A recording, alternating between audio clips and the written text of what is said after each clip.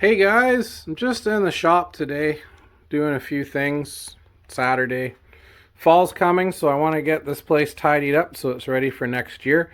And I thought this was a good opportunity to make a quick video about how to get one of these Dewalt pressure washers going. I picked this one up the other day, and the owner said that it was used a handful of times, and obviously they've let it sit. You can kind of tell by the rust there on the pump and just the coloration of the metal. See, there's some rust spots and stuff. So this thing's been sitting in someone's shed, or outside beside the shed, the tires flat, etc. And what's happening is it won't start. They say it'll fire up and then die every time they try to start it, and they wanted me to help them get it going so they can use it this fall. So I thought this is a great opportunity to make a video on how to get one of these Dewalt pressure washers running that's been sitting for a while and won't run for you. So I'm just gonna grab some tools together and turn the camera back on, and I'm going to show you exactly how I like to get this problem solved. And this applies to just about any Honda GX series engine that's out there. So this one here is the GX200, which is, I think, a 6.5 horse. The more common GX160 is the same thing. I think the GX140, which is the 4 horse, and then it goes the other way up, GX 240, I think, and then 300 and 340, and then 390, the big 13 horse. It's exactly the same procedure what we're going to do on this little 200. So before we do anything, we're just going to get it to do its dance. What they're saying is they'll pull start it and it'll run and then die. So we just want to make sure that it's turned on. I did throw some gas in here, guys. I threw a cup of fresh high octane gas into it. I know the gas in it's stale, but I threw a little bit in just in case it needed some gas to try and test fire. But we're going to drain all that out in the next segment here and show you how to fix it. But we got the choke right here, so that's choke off. That's choke on. This is your throttle lever. So right now, when it's all the way on the left side is full throttle, and all the way down there on the right side is idle or off. It should be idle. So you want to put it in about the middle, about halfway, 50%. And then there's one more tap underneath the choke right there, this little black one. This is your fuel tap. So when it's pointed in towards the engine, the fuel's turned on. And when it's pointed out like that, the fuel's turned off. So you got to make sure that your fuel is turned on. Otherwise, you're not going to get any fuel flow to your carburetor. So choke on, fuel on, throttle, switch. I'm going to try and just give this a pull while holding the camera and not drop everything. So that there's what happens. Now if we try that again, nothing. If we let it sit for a few minutes, it'll fire the exact same way that it just fired. And what that tells me is that there's enough fuel getting through the choke to start it, but there's something blocking the fuel from getting past the choke, and it won't run at all when you've got it without choke. So there's obviously definitely something blocking. What I'm going to do is take this air box off, this housing, this intake housing, and we're going to pull the carburetor off, and we're going to open the bottom of it up and look inside, and we're going to show you why this thing is doing exactly what it's doing. So I'm going to try and do this with one hand holding the camera and one hand holding the tools. I don't have my tripod with me today. What we want to do first is drain out whatever fuel's left in that tank. Now I put a little bit of fresh gas in. I'm not sure what was in it before we started. There could have been a little bit of old gas or nothing. So what you want to do is get a little pan like that and kind of situate it underneath the carburetor, and take a 10mm wrench. And you've got two carburetor bowls under this particular machine. There's the larger bowl, which the carburetor float and needle reside inside of. Then you got this little sediment bowl. So what happens is when the fuel pours through this tap, which is open right now, it ends up inside of this little bowl, and there's a little filter in there, and it kind of catches any large pieces of debris. There's also a filter inside that tank, so the debris actually really shouldn't get down into there, but there's a second filter in that bowl, and any water that might get from this tank down will get caught in this little bowl before it gets into this bowl. That's kind of the theory. It works sometimes, doesn't always work other times. But what you want to do is remove both of these bowls. Turn the fuel off so that it's not pouring all over you while you do it. And what you want to just do is loosen off. Kind of hard left-handed, but you just want to loosen off the small bowl. There it goes.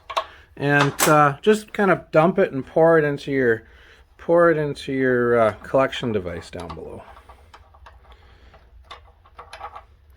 Like that. You can see it's full of fuel. It's actually pretty clean in there. Usually there's some scum at the bottom or some rust, but this one doesn't have any. Now that's that clean gas, guys. That's why it's nice and clear. It's because what I dumped in the tank before I started shooting the video. So now you can see we have a missing bowl and we've got a bowl. So what we're going to do is take off the second bowl. This one's going to have more fuel in it. This one's going to be full of fuel. So you want to crack it loose, and then here comes the fuel. Hopefully your thing catches that. Drain that out. Once it's empty, you can spin the nut off and take it right off. There we go. Now I want to just spin off that bolt at the bottom.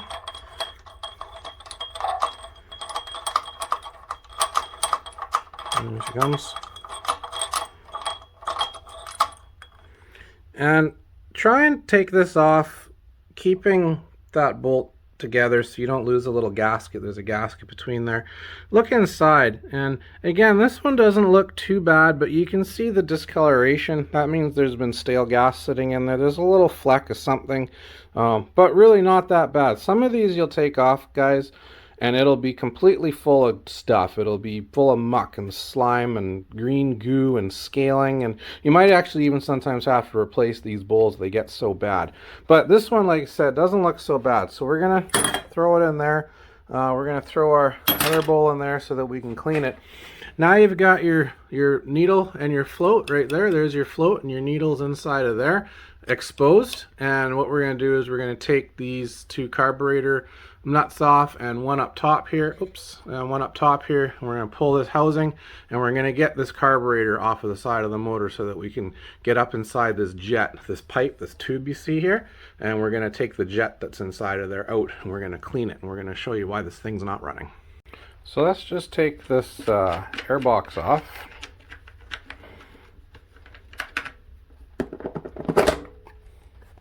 Nice clean air filter down in there. That's a good sign. Again, see that oxidation around the top? That means that this thing's been left out in the rain. Water's crept down the bolt and sat on top of that air filter, so not surprised. Not surprised what we're dealing with here today. Take that off. Take that off. Okay, now what you want to do is undo this 110 mil bolt right here and these two stud nuts right here.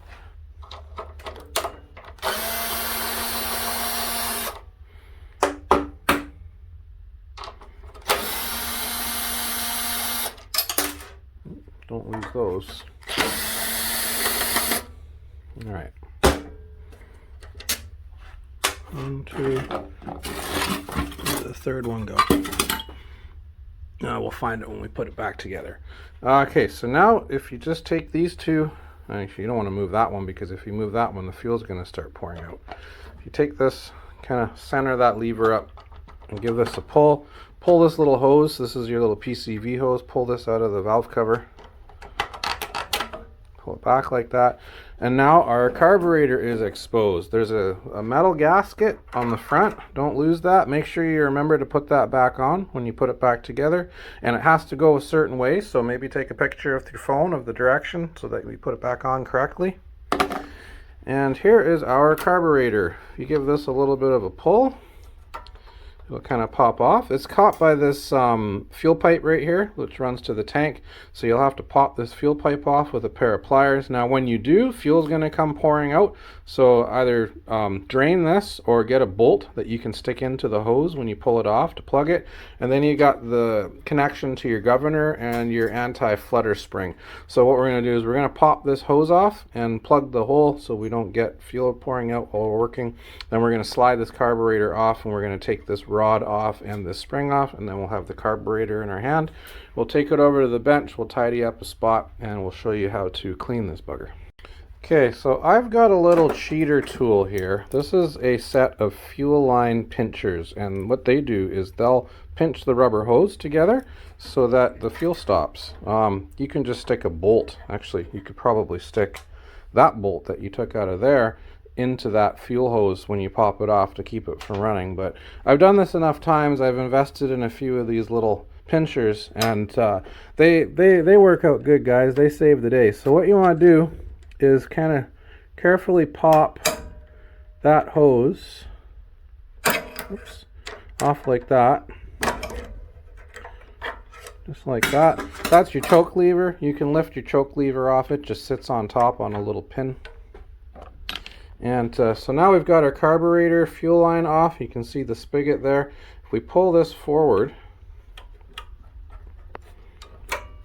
like that, and what you want to do is unhook that spring right there, and you want to pop this rod. Just pops out the top like that. If you put this in, oops, in that position, that rod will pop out. If it's in that position, it won't. Now your carburetor's loose, guys. So you can gently take it off like that, and make sure your gasket stayed. You can see it's on there. Looks good. There's the bottom of our carb. So now what we're going to do is we're going to get right down inside there. See that brass jet down in the middle? That is plugged on this carburetor, and that's why it's running the way it's running. We're going to pop that out. There's actually also another jet right here underneath of this plastic screw that I'm going to show you how to clean out, which if you've got a surging motor, this is usually the case on these GX series engines. This little black plastic thing is plugged. I believe it's an air jet, a balancing jet. So we're gonna just tidy a spot over there, get the camera set up. We're gonna pop this thing apart and show you how to clean it. So we're gonna get into this carburetor, and what you want to do is thread out this main jet. So down inside there you've got a slotted brass jet, and just a nice pointy slotted screwdriver usually will kind of find the groove. Put some pressure on it and turn it loose. There it goes. You can hear it click loose.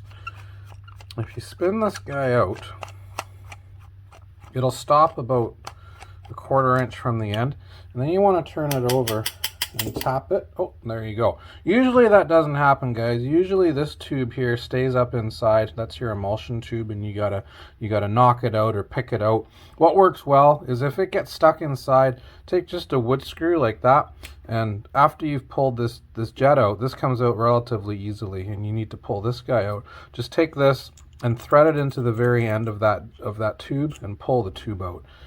This works particularly well on the Tecumseh machines that have the plastic emulsion tubes, but you'll get caught with these sometimes. They'll get stuck in there. That's what a good wood screw will help you out with. But what we're after today is this guy. And it's kind of hard to see in the camera, but there's a little tiny hole in the center. Very small hole. I don't know if it'll focus on that. And what's happened, if you hold this up to the light, you'll see that that hole is plugged. I can actually see from here that I cannot see through that hole. I've got a flashlight here, but I don't know if that's gonna work. Yeah, you can't really tell. Anyway, there's a hole in the middle, and that hole needs to be cleaned out because it's closed up with some gummy fuel has hardened up inside there, and it's not allowing the fuel to flow through our carburetor. That's why we're getting that start and stall on the engine. So what I found works the best for this, guys, is if you take a bicycle brake cable. That's what this is, just a typical bicycle brake cable, and you unravel the end. So you've got all of these loose pieces of wire. These are a nice solid piece of wire. They hold a bend nicely, and they're actually, if you look at them, they're kind of corkscrew shaped. So when you poke this hole out with this piece of wire, it actually kind of files around the edge of the hole, and it makes for a nicer, cleaner jet. So what I usually do is just slip it through like that. It pushes out the little blockage. I don't know if you saw it there, but a little tiny fleck came out. And I just kind of spin this around. You can also use a welding tip cleaner like this. Usually the smallest the smallest one. It's a little tiny file, will fit in there. On some of the motors though, this is too big and it won't fit. The other thing guys use is guitar string. I'm not a guitar player, so I don't have any guitar strings lying around, but I used to be a bicycle mechanic, so I got lots of pieces of bicycle brake cable in all my toolboxes just for this purpose.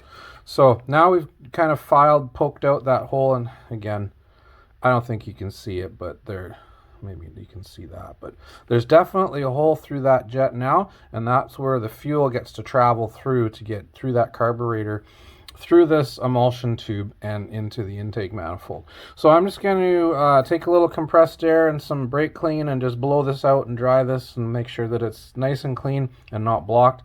And then we're going to just make sure that the holes in this guy are also clean. See, there's a row of really small 3 holes. There's a couple more right there.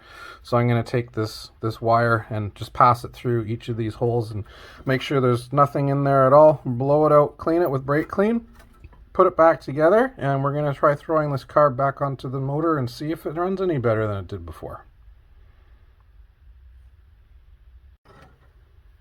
So we're just tightening up that jet. You don't need to make it too tight, but you want it snug.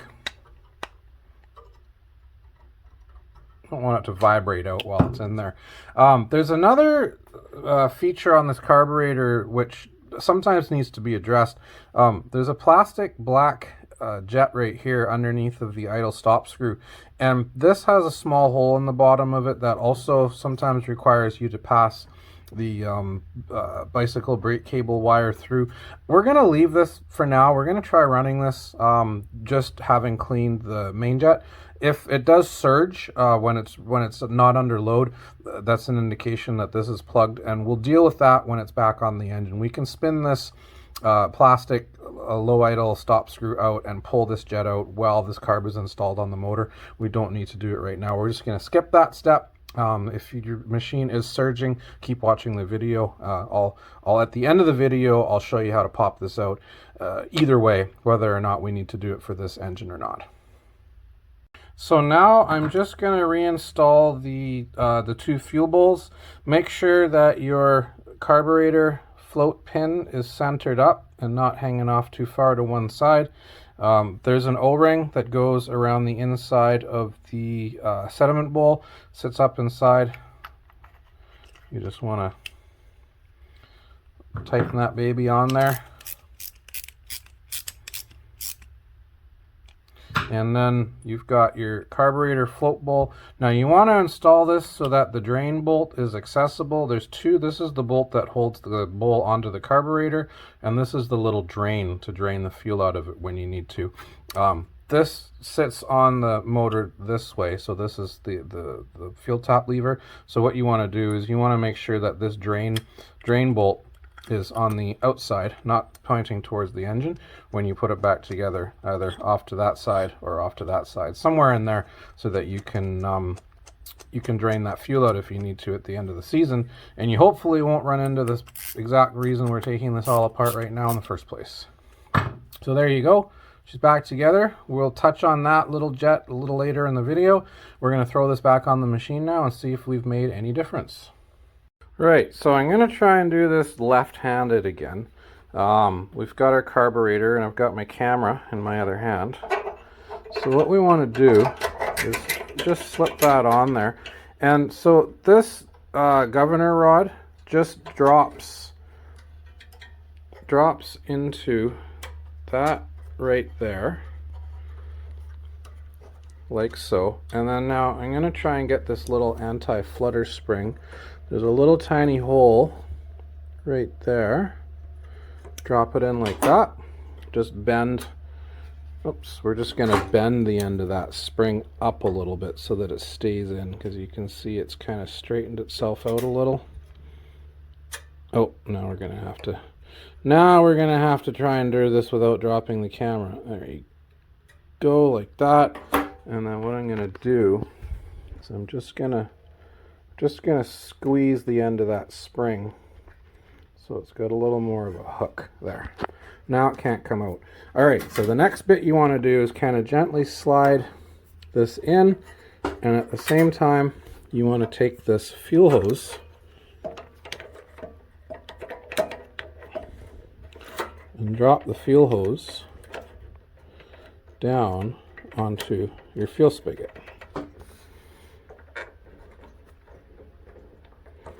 Kind of something like that.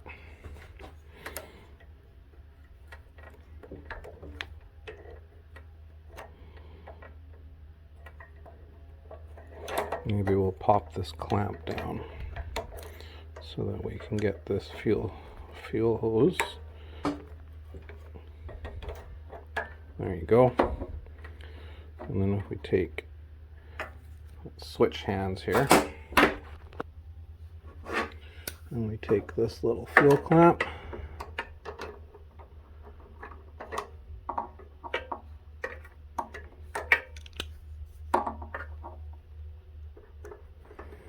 like that.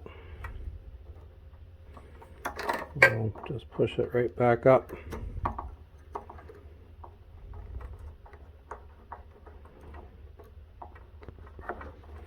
Right to where it belongs. Right about there. And we can undo our clamp and push that carburetor back up to its home. Now we're going to take our gasket, our metal gasket, and we remember what direction this went on. So it goes on not like that, guys. I believe it goes that way, like that. Take our choke, install our choke lever, and we're going to take our intake. We're going to throw our intake back on with our 1, 2, 3 bolts and our filter, and I'm going to turn the camera back on and we're going to see if this thing starts. I need 2 hands to do this. Okay, we got that on. Sorry I had to cut there. I just needed both hands to get the hardware to line up. Next time I'm going to set up a little bit better tripod so we can get some more YouTube videos out of the shop. Throw that air filter box back on.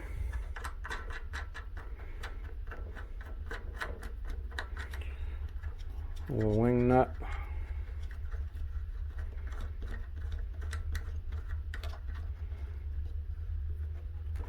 And then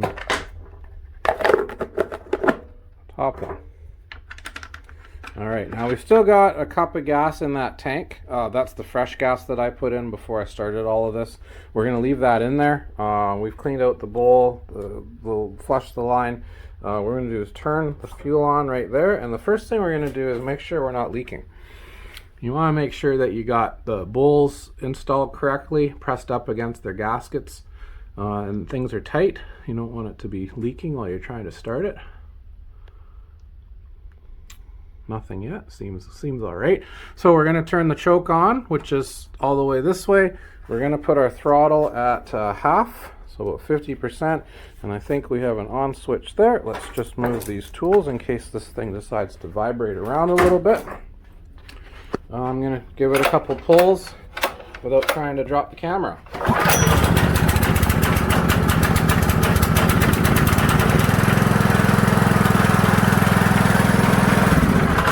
Alright, so you can see that cleaning the jet worked on this job. Now you don't want to run this machine for more than a couple seconds without water attached to it. So we're going to open the door here and get this outside and hook a water hose up to it. Then we can run it as long as we want and make sure that it runs well. So I'm just going to set that up. I'll turn the camera right back on. So we're just outside the door of the shop here and we got some water.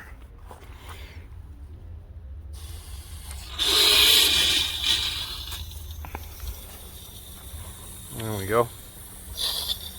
And we'll turn it on, give it some choke.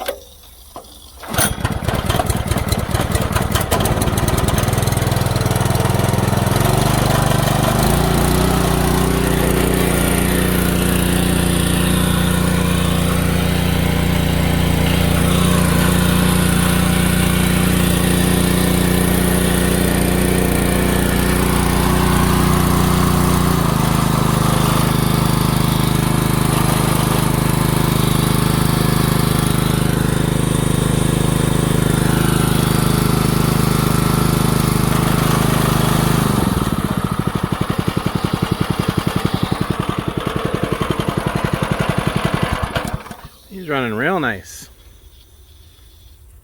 You heard all that rattling. This handle's really loose. So what I'm gonna do is I'm gonna put some washers or something in between there to tighten this up, because the customer is gonna notice that before they even start pressure washing, that this machine is a lot quieter and smoother.